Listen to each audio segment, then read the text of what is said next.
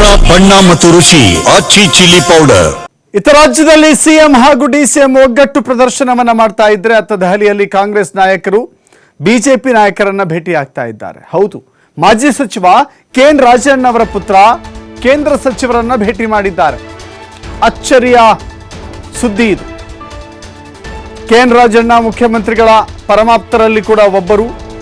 K N Rajanna ಪುತ್ರ ಕೇಂದ್ರ ಸಚಿವರನ್ನ ಭೇಟಿಯಾಗಿದ್ದು ನಿಜಕ್ಕೂ ಕೂಡ ಬೇರೇನೋ ಲೆಕ್ಕಾಚಾರಗಳಿದ್ದಂತೆ ಕಾಣಿಸ್ತಾ ಇದೆ ಅನ್ನೋ ಮಾತಿದೆ.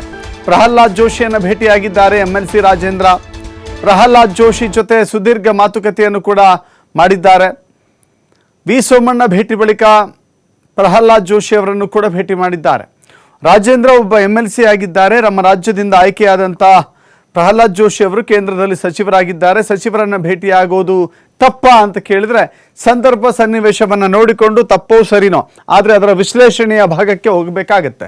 ಸೊ ಈ ಕಾರಣದಿಂದ ರಾಜೇಂದ್ರ ಭೇಟಿಯಾಗಿರೋದು ಇಬ್ಬರು ನಾಯಕರನ್ನ, ವಿ ಸೋಮಣ್ಣ ಹಾಗೂ ಪ್ರಹ್ಲಾದ್ ಜೋಶಿ ಇಬ್ಬರನ್ನ ಭೇಟಿಯಾಗಿ ಮಾತುಕತೆಯನ್ನು ಮಾಡಿದ್ದಾರೆ. ಹಾಗಾದರೆ ಇದರ ಉದ್ದೇಶ ಏನು? ಬಿಜೆಪಿ ನಾಯಕರ ಭೇಟಿಯ ಹಿಂದಿನ ಉದ್ದೇಶ ಏನು? ಕಳೆದ ಬಾರಿ ಅಮಿತ್ ಶಾ ಅವರನ್ನು ಕೂಡ ಭೇಟಿ ಮಾಡಿದ್ದರು ರಾಜೇಂದ್ರ. ಸದ್ಯ ಪ್ರಧಾನಿ ಬಳಗದಲ್ಲಿ ಪ್ರಭಾವಿಯಾಗಿರುವ ಜೋಶಿ ಅವರನ್ನು ಕೂಡ ಭೇಟಿಯಾಗಿ ಮಾತುಕತೆಯನ್ನು ಮಾಡಿದ್ದಾರೆ.